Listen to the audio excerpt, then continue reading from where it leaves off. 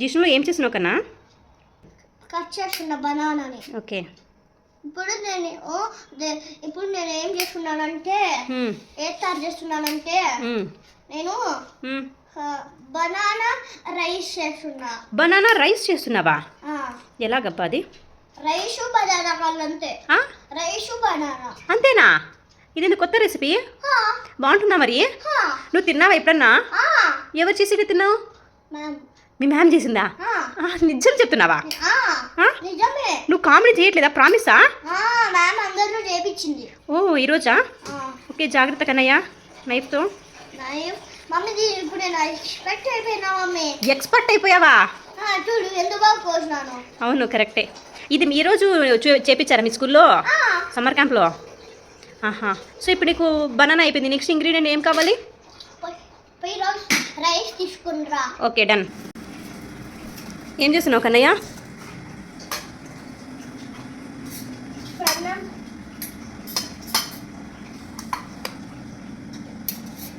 Wow,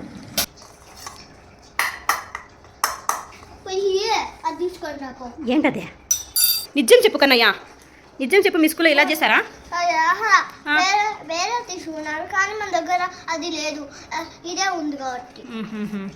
so మీ స్కూల్లో వేరే వస్తువు తీసుకుని చేశారు, బట్ నువ్వు మన ఇంట్లో ఇది తెలుసు కాబట్టి దీంతో చేస్తున్నావా?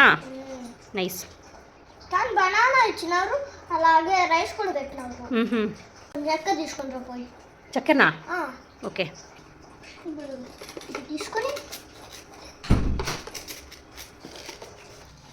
తీసుకొని ఇంకా కొంచెం వేయాలా. ఇది తీసుకొని కలపాలా. ఓ బాగుంది ఇదేదో.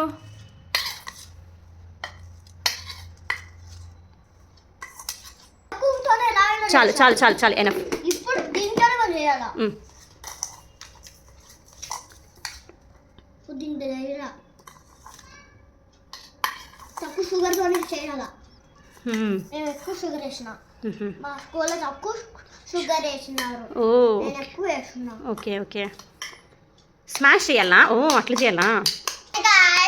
మా స్కూల్లో నేర్పించిన బనానా రైస్ అయిపోయింది.